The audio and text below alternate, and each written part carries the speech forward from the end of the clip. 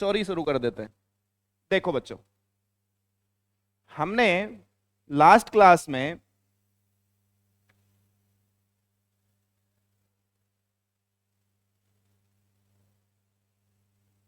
यही किया था मेरे हिसाब से।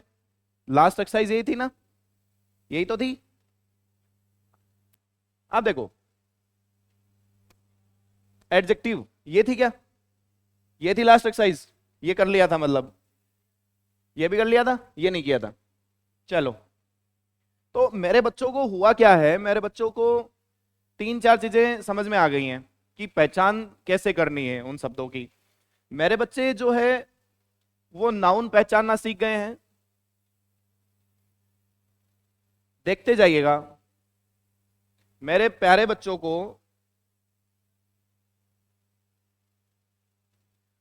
नाउन पहचानना आ गया है। बच्चे कहेंगे कि जो भी कोई चीज सब्जेक्ट या ऑब्जेक्ट की जगह होती है या प्रीपोजिशन के बाद में होती है वो नाउन होती है। ये बात मेरे बच्चों को समझ में आ गई। बच्चों को यह भी समझ में आ गया कि अगर नाउन नहीं होगा, यानी कोई नाम नहीं होगा, तो उसके जगह पर जो शब्द अपन यूज करते हैं उसे क्या कहते हैं, प्रोनाउन कहते हैं। बच्चों ने मोटा मोटी ये बात भी समझ ली कि वोटका, हुका और हुम का जवाब जो है वो नाउन या प्रोनाउन होता है। ऐसी बात बच्चों को समझ में आ गई।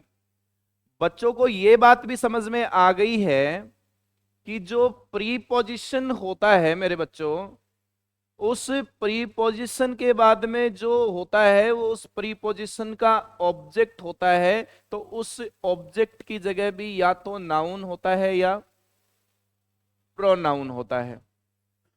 ये बात मेरे बच्चों को समझ में आ गई। ये बात भी बच्चों को समझ में आ गई कि जिस किसी भी वर्ड से पहले अगर कोई आर्टिकल होता है तो वो वर्ड भी कौन होता है, नाउन होता है। ये मैं क्यों बता रहा हूं, ये मैं इसलिए बता रहा हूं क्योंकि जो आज बचाया है वो भी कंफर्टेबल फील करे। समझ रहे हो मेरी बात? आगे बढ़ते हैं। फिर मेरे प्यारे बच्चों को एक बात और समझ में आई। क्या समझ में आई? जो एडजेक्टिव होता है,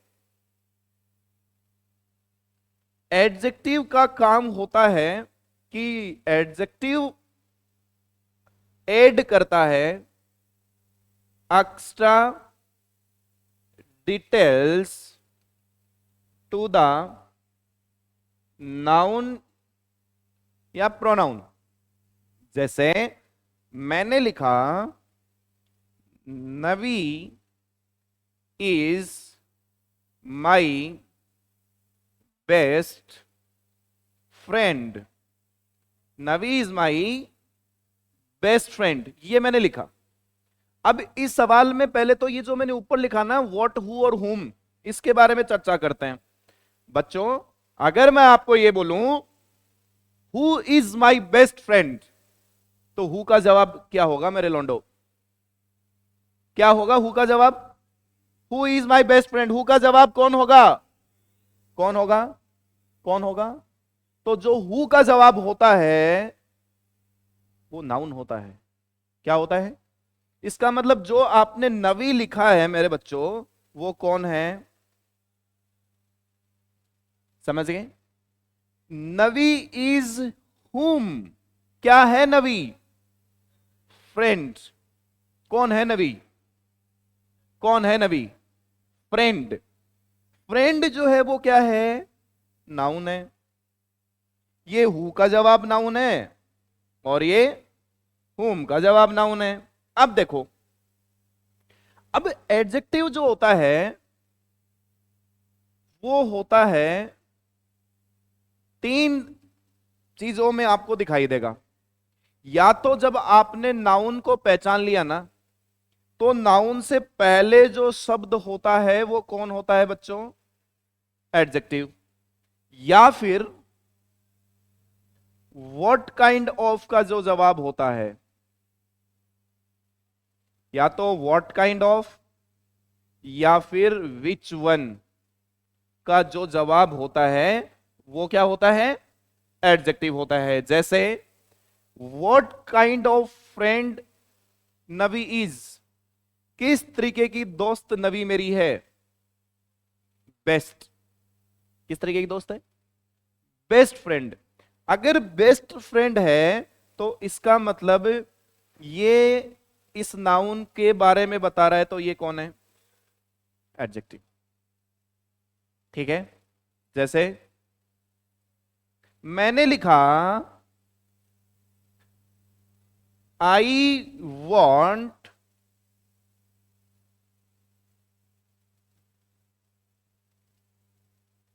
आप लोगों को कौन सा फ्लेवर पसंद है आइसक्रीम का? चॉकलेट? अरे but I don't like chocolate. Strawberry नहीं। हाँ, आई वॉन्ट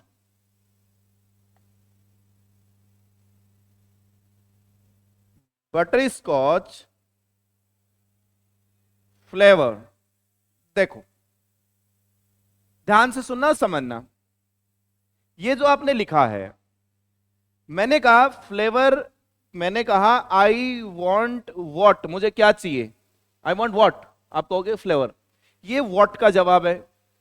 अगर बच्चों ये वॉट का जवाब है तो ये क्या है? लेकिन अब मैंने कहा कि who want butterscotch flavour, who का जवाब क्या होता है? नाउन। मैंने अभी तो यही कहा आपको कि नवी ऊपर नाउन था, लेकिन नीचे क्या आई नाउन है क्या? नहीं, ये आई किसी नाम को रिप्रेजेंट कर रहा है भाई। इसका मतलब ये कौन है? ये प्रोनाउन है। चलो अच्छी बात, ये पहचान ली। जो नाउन के बारे में बताएगा, I want flavour, what kind of flavour I want? Butterscotch, मुझे ये चाहिए ना। तो ये क्या है आपका? एडजेक्टिव।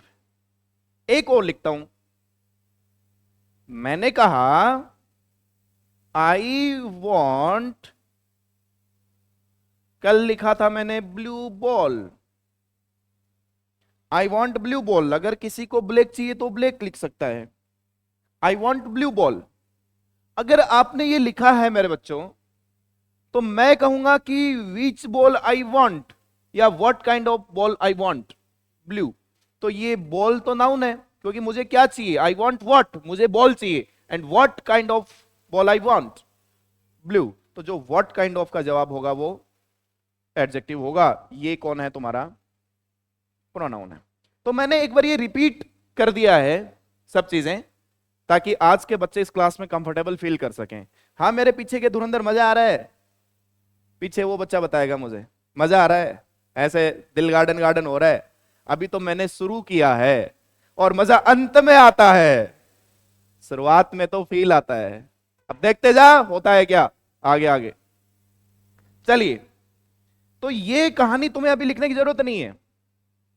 ये जो कहानी है मेरे प्यारे विद्यार्थियों, ये जो पुराने बच्चे जो आ रहे हैं 4-5 दिन से, उन्होंने तो लिखा हुआ है।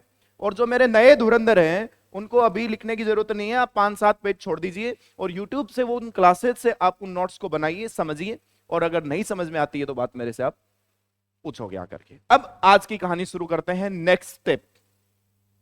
बच्चों, हमारे पास एक पोर्शन है, underline the adverb in the following sentence.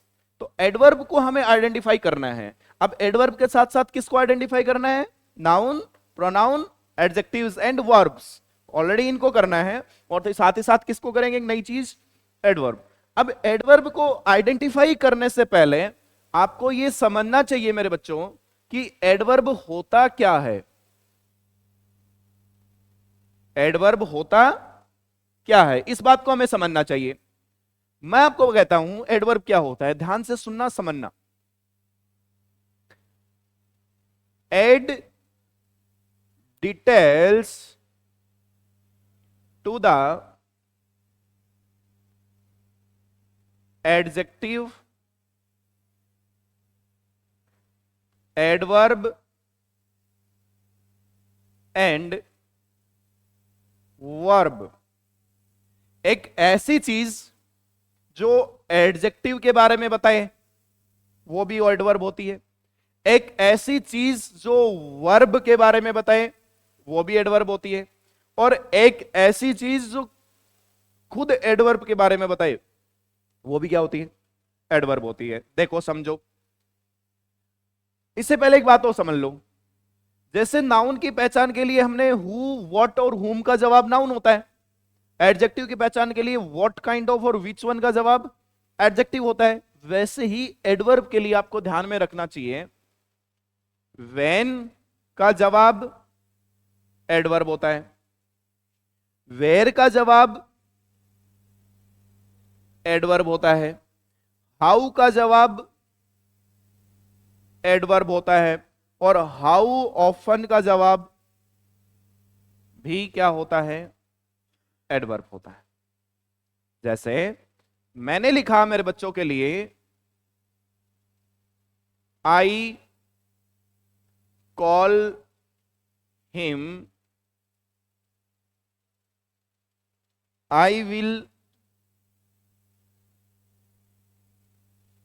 I shall call him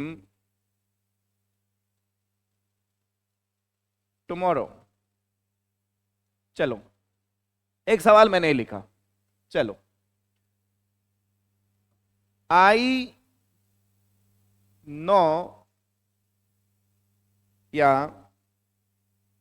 I went there. चलो सी टीचेस very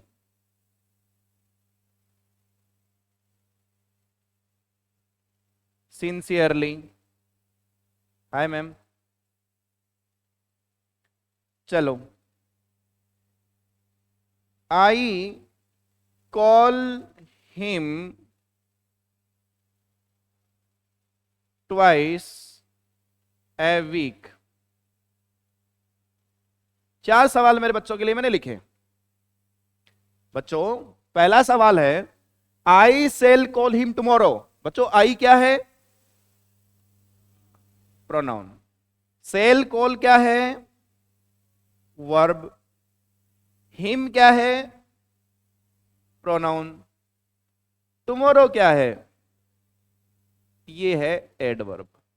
ध्यान से देखो समझो, I shall call him when, I shall call him when. When का जवाब क्या आएगा, व्हेन का जवाब क्या आएगा, व्हेन का जवाब क्या आएगा। मेरी क्लास में बोलना कंपलसरी है, जुबान हिलाइए।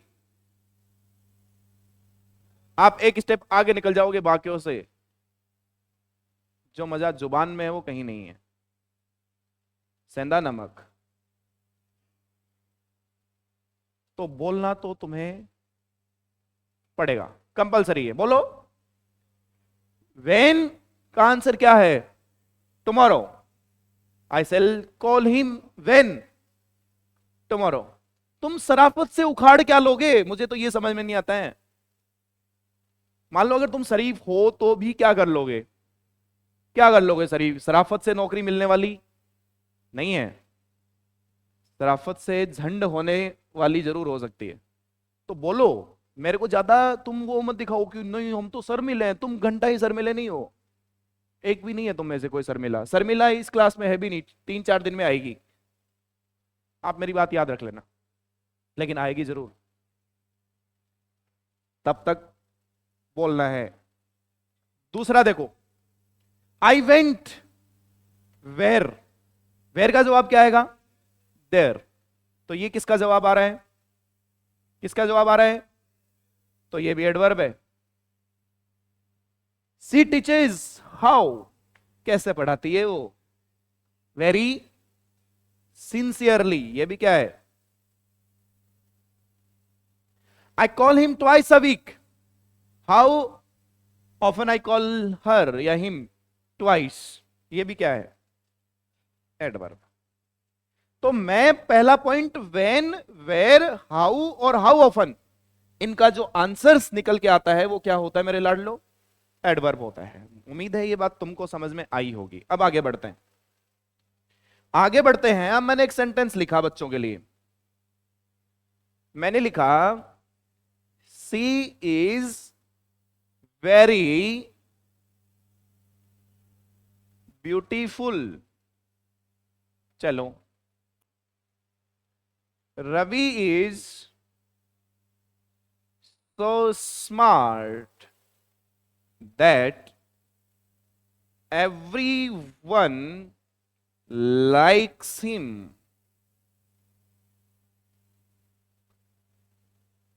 चलिए, तीसरा,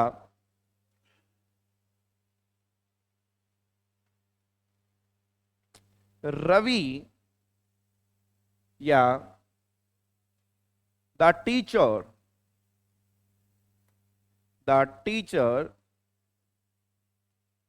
is teaching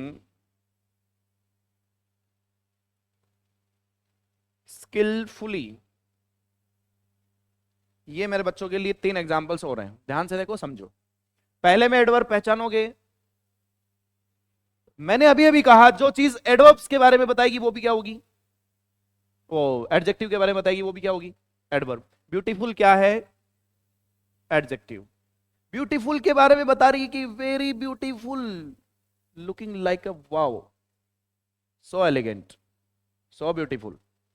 तो ब्यूटीफुल इज ए एडजेक्टिव। और अगर वो एडजेक्टिव है और वेरी उसी के बारे में बता रहा है तो वेरी क्या है, रवि सो स्मार्ट, स्मार्ट क्या है, ये इस एडजेक्टिव के लिए बता रहा है तो ये भी क्या है, एडवर्ब।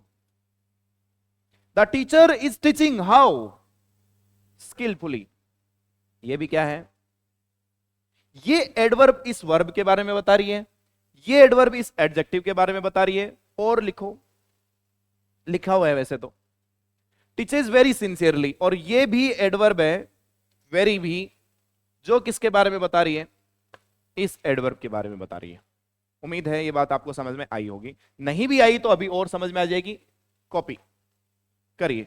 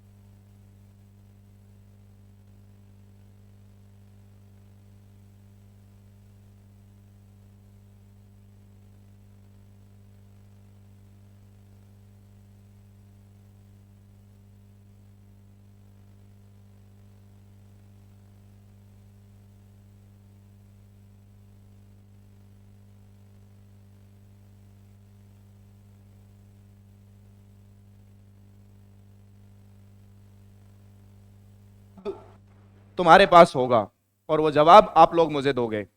देखिए, कुछ सवाल ये हैं, इन सवालों में आपको पहले तो ये बताना है कि नाउन या प्रोनाउन कौन है। पहले सवाल में, पहले में सी क्या है बच्चे? प्रोनाउन। एडजेक्टिव को छोड़ो अभी एक बार, पहले में वर्ब कौन है? ये वर्ब है। दूसरे में प्रोनाउन कौन है? यू।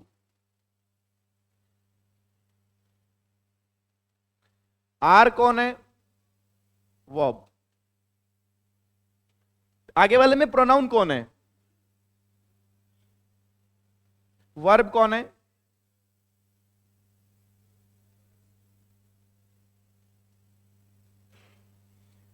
नीचे वाले में नाउन कौन है?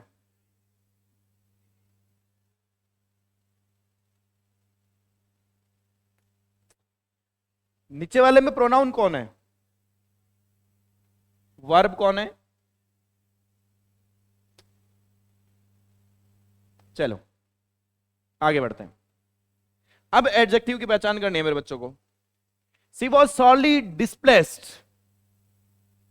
देखो, याद रख लेना, वर्ब की यानी जो मेन वर्ब की थर्ड फॉर्म्स जो होती हैं वो भी क्या हो सकती हैं?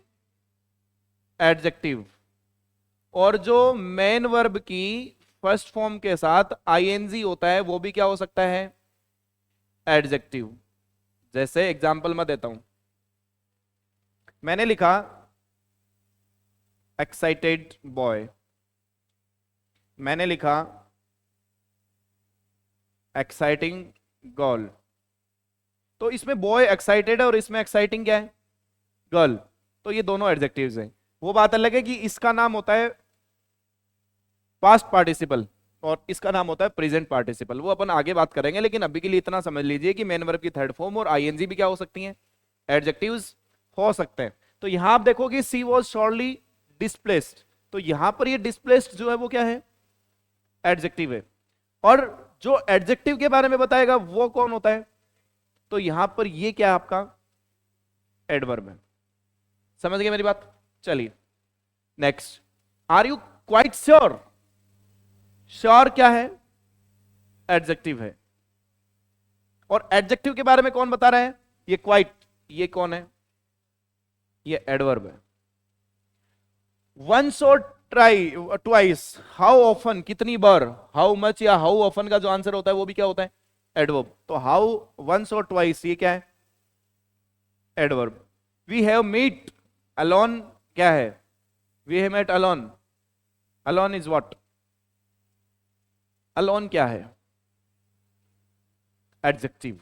जैसे I am alone, I am alone, तो ये एडजेक्टिव है। ये इस किसके बारे में बता रहा है? अलोन कौन है?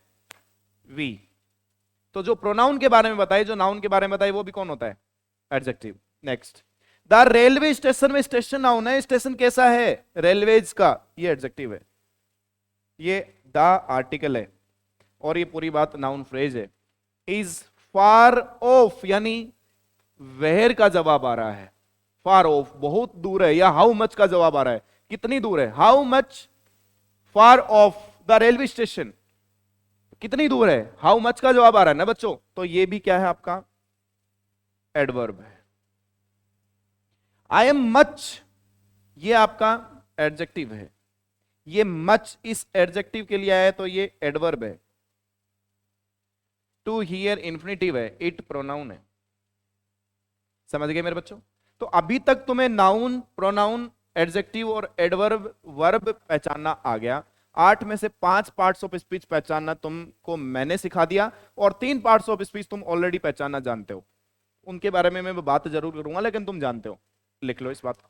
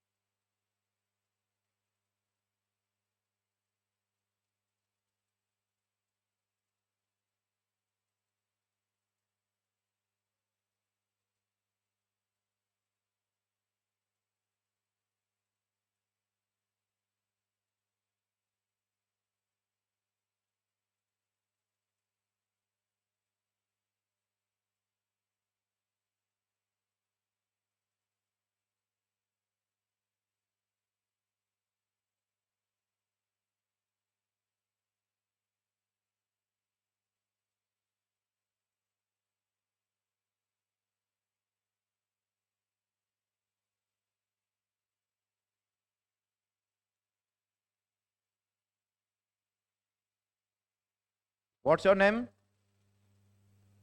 रेनू? रीनू?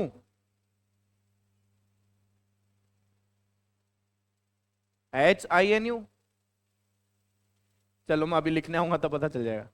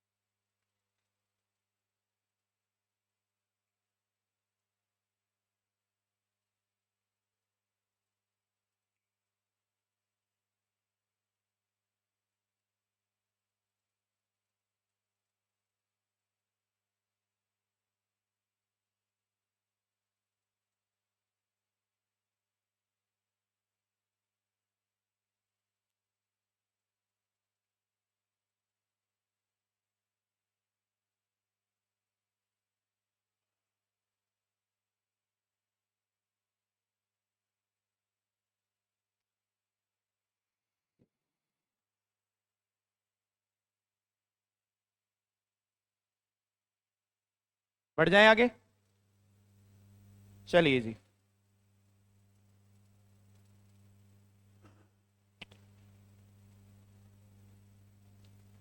आगे वाला पॉइंट है बच्चों, एक पार्ट्स ऑफ स्पीच का नाम होता है कंजक्शन। इसको पहचानने में तुम्हें कोई दिक्कत है नहीं। कंजक्शन क्या होता है पहले तो ये समझना है। कंजक्शन क्या होता है पहले तो ये समझना है। एक ऐसा शब्द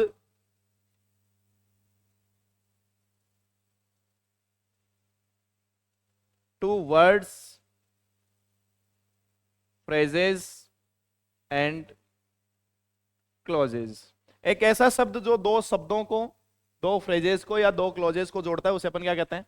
कंजक्शन। जैसे इस तरीके की चीजें सारी कंजक्शंस होती हैं, जैसे for, and, but,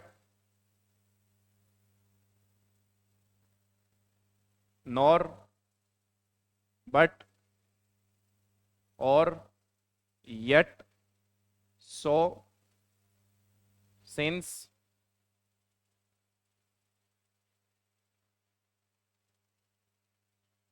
because, though, although,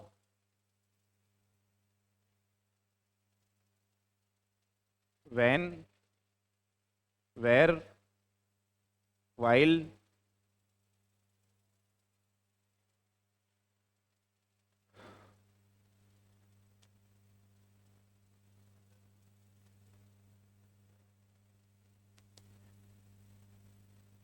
hence,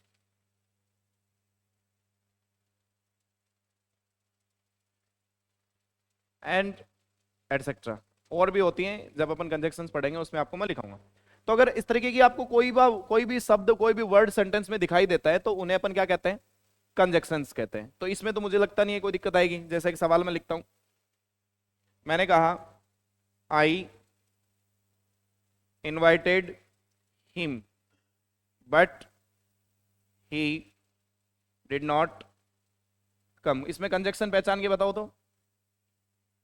आप कहोगे सर ये है कनेक्टिंग वर्ड, दो क्लॉजेस को जोड़ रहा है, ठीक है ना, इन दोनों को जोड़ रहे हैं, तो जो कनेक्टिंग वर्ड होता है वही क्या होता है आपका? ये कंजक्शन है।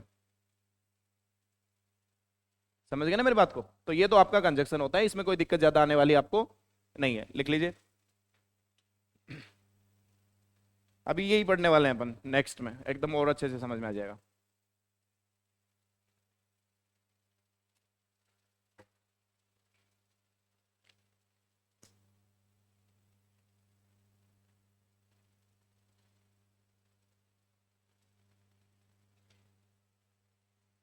एक बच्चे की आवाज आई थी as well as. As well as not a conjunction, it's called linguistic conjunctionals. अपन आगे बात करेंगे ये रियल कंजक्शंस नहीं होती हैं, कंजक्शन का काम जरूर कर सकते हैं। जैसे आप लोगों ने अगर 12th क्लास में ढंग से पढ़ा है तो आप लोगों ने उस समय एक लिंग्विस्टिक ग्लोसरी नाम से वर्ड सुना होगा। तो लिंग्विस्टिक ग्लोसरीज में आपको यही बताया जाता है कि जो हर चीज कनेक्टर का काम करती है वो कंजक्शन नहीं होती, जो हर चीज एडजेक्टिव का काम करती है वो एडवर्ब नहीं होती, है ना। तो ये अपन पढ़ेंगे। एक्सेप्शंस नहीं है, ग्रामेटिकल टर्म्स हैं, एक्सेप्शन कुछ नहीं होता।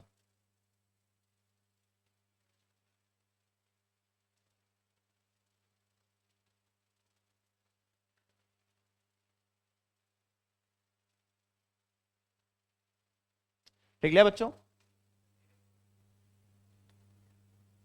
देयरफॉर भी नहीं होती है कंजक्शन, हाउएवर भी नहीं होती है, देयरफॉर भी नहीं होती है, दैट्स वाई भी नहीं होती है। ये कंजक्शंस नहीं होती हैं। ये लिंग्विस्टिक ग्लोसरीज के अंदर आप लोग सीखोगे कि ये कनेक्टर का काम जरूर कर सकती हैं, बट नॉट रियल कंजक्शंस। जैसे हर वो चीज जो नाउन के बारे में बताती है वो एडजेक्टिव होती है ना। जैसे गुड, इसमें एडजेक्टिव है गुड, लेकिन आप कुछ प्रीपोजिशनल फ्रेज आप आगे पढ़ोगे तो प्रीपोजिशनल फ्रेज जो है वो एडजेक्टिव फ्रेज की तरह काम कर सकती है, लेकिन वो एडजेक्टिव नहीं हो सकती, उसे अपन एडजेक्टिव नहीं कह सकते। है क्या दैट होता है।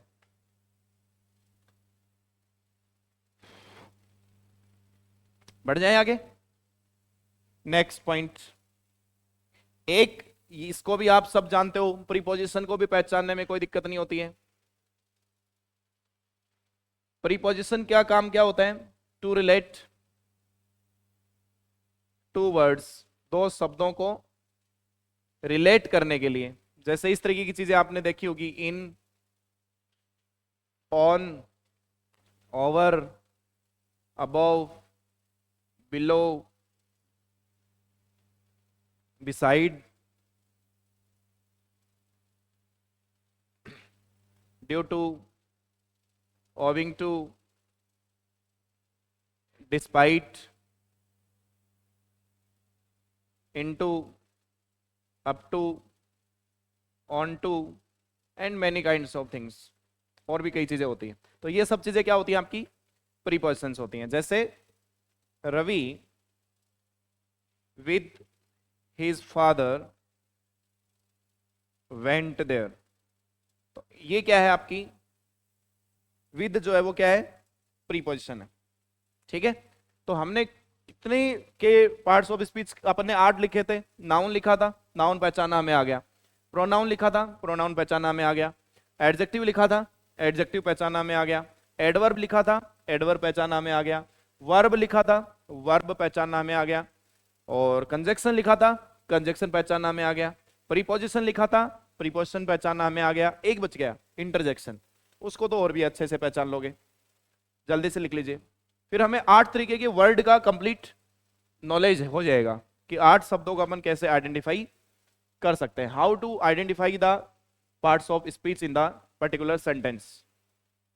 फिर अपन पढ़ेंगे फ्रेजेस और फ्रेजेस को पहचानना। फिर अपन पढ़ेंगे क्लोजेस और क्लोजेस को पहचानना। फिर क्लोजेस का इंटरनल स्ट्रक्चर किस बेस पे होता है वो अपन पढ़ेंगे। तो मैं तुम्हें एक ऐसे अप्रोच से तैयार कर रहा हूं, जब तुम पहुंचोगे ना एरर फाइंड आउट करने, तब तुम्हें उस सेंटेंस के बारे में सब कुछ पता होगा, एवरीथिंग, पूरा ऑपरेशन तुम उसका कर सकते हो। तब जाकर के हम इंग्लिश सीख पाएंगे। नहीं तो पॉइंट टू पॉइंट तुम चाहे मेरे से पढ़ते चले जाना, किसी दूसरे टीचर से पढ़ लेना, किसी दूसरी किताब से पढ़ लेना, पॉइंट टू पॉइंट अगर आप टॉपिक वाइज चलोगे तो इंग्लिश में आपका कंफ्यूजन बना ही रहेगा। क्यों बना रहता है, क्योंकि इंग्लिश किसी एक टॉपिक पे नहीं चलती है, एक पूरा सेंटेंस होता है, उस हर सेंटेंस के अंदर हर टॉपिक होता है, और वो हर टॉपिक मिलकर के पूरा का पूरा क्या बनाता है, सेंटेंस बनाता है। तो पूरा सेंटेंस को एक साथ देखने की अप्रोच हमारे अंदर अपने को डेवलप करनी है। टाइम लगेगा लेकिन होगा जरूर। मैं आपको एक बात बता देता हूं बच्चों, sometimes people feels that I'm a very bad boy and I'm a elegant boy also, elegant teacher also, but it's not true. Sometimes people feel that I have no feelings towards anything, but ये भी सही नहीं है। I am always believe that truth is superior than any other things and practical values are more important things than any other thing. आप वो काम मत करिए जो आप हमेशा नहीं कर सकते, मेरा ऐसा मानना है। आप अगर वो काम करोगे जो आप हमेशा नहीं कर सकते तो आप कुछ लोगों के ऊपर एक ऐसी छाप आप छोड़ दोगे कि उनकी एक्सपेक्टेशंस आपसे इतनी हो जाएंगी कि आप उनकी जरा सी भी एक्सपेक्टेशन पूरी नहीं कर पाओगे, तो उन्हें एक ऐसा दुख होगा जो दुख उन्हें हमेशा अंदर से तोड़ता चला जाएगा। तो आप किसी को ऐसी उम्मीद, ऐसी एक्सपेक्टेशन आप मत दीजिए जहां आप हमेशा खड़े नहीं उतर सकते। मैं अपने परिवार पे भी ये बात फॉलो करता हूं, उनको आदत हो गई है, आपको भी हो जाएगी। मैं आपको कोई ऐसी उम्मीद नहीं देना चाहता कि मैं ये कहूं कि मेरे पढ़ाने से तुम्हें सब कुछ आ जाएगा। मेरे पढ़ाने से नहीं, तुम्हारे पढ़ने से आएगा। I am only a guide, I am only your mentor. मैं तुम्हें सिर्फ एक रास्ता दिखाऊंगा and I will give you some equipments जो उस रास्ते पे चलने के लिए तुम्हारे काम में आएंगे। चलना तुम्हें पड़ेगा, गाइड मैं करूंगा, रास्ता मैं दिखाऊंगा, चीजें उस पे चलने के लिए तुम्हें मैं प्रोवाइड कराऊंगा। बेटा ये जूते अच्छे हैं, जल्दी नहीं घसेंगे, पैर में दर्द नहीं होगा, तुझे ये लेना चाहिए, लेना ना लेना तुम्हारी मर्जी है, चल के देखना ना देखना तुम्हारी मर्जी है। I am here for only and only one purpose, उस पर्पज का नाम है guidance. I am only the user of this language and you are the learner, and learner is always important than the user. तो पूरी journey में ये बात मेरी याद रख लेना, जो मैं पढ़ा रहा हूं वो मोर देन सफिशिएंट है, लेकिन क्या तुम उसको पढ़ पा रहे हो, ये इंपॉर्टेंट है, ये ज्यादा इंपॉर्टेंट है। ये बात मेरी याद रखना। अभी मैंने आपको 8 तरीके के वर्ड्स पढ़ा दिए। अब जब कोई भी सेंटेंस देखो आप, वेन एवर, वेर एवर, किसी भी बुक में, किसी भी में, तो लग जाओ नाउन कौन है, प्रीपोजिशन कौन है, इसमें एडजेक्टिव कौन है, एडवर्ब कौन है, कच्ची पेंसिल से काला कर दो उसे। ऐसी हैबिट आपको डालनी पड़ेगी, जहां कहीं भी कुछ भी दिखे डाल दो उसमें नाम। यानी जो मैं तुम्हें सिखा रहा हूं क्लास में उसको अप्लाई करिए आप अपनी डेली रूटीन में, तब आप चीजों को जोड़ पाओगे, कनेक्टिविटी बैठा पाओगे। ये बात तुम्हें याद रहनी चाहिए, समझ में आनी चाहिए। उम्मीद है ये बात तुम्हें समझ में आई होगी। तो लास्ट पार्ट अपन डिस्कस कर लेते हैं, जिसका नाम है इंटरजेक्शन।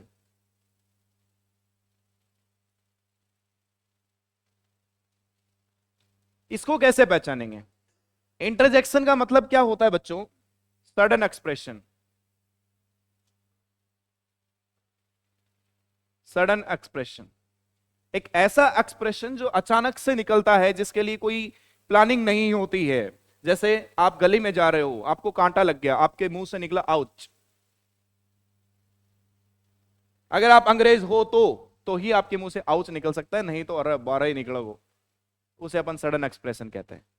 जैसे आपको किसी चीज में मजा आया तो आप बोलोगे वाओ, किसी और चीज में आपको मजा आया तो आप बोलोगे हुर्रे। कोई मर गया, आपको दुख हो रहा है, उसके लिए आप बोलोगे अल्लाह। किसी चीज को देख करके आप सरप्राइज हो, आप बोलोगे ओ। तो ये जो सडन एक्सप्रेशन होते हैं, पाउच पेन को दिखाने के लिए यूज होता है, वाव जॉय को दिखाने के लिए यूज होता है, हुर्रे भी जॉय को दिखाने के लिए यूज होता है, लास्ट जो है वो दुख को दिखाता है, और ओ जो है वो सरप्राइज को दिखाता है। अगर ये वर्ड्स आपको किसी भी सेंटेंस में नजर आते हैं तो इनका नाम क्या होगा? एक्सक्लामेटरी सेंटेंसेस होते हैं, और इनको नाम क्या देते हैं अपन? इंटरजेक्शंस। क्लियर? अब तुम्हारे पास 8 तरीके के शब्दों को पहचानने का पूरा ज्ञान है। अब तुम तैयार हो नेक्स्ट स्टेप के लिए, जिसका नाम है फ्रेज। आज अपन फ्रेज के बारे में थोड़ा सा डिस्कशन कर लेते हैं। कल की क्लास में अपन लिखेंगे, पढ़ेंगे। आज थोड़ा सा टाइम की कमी है, इस वजह से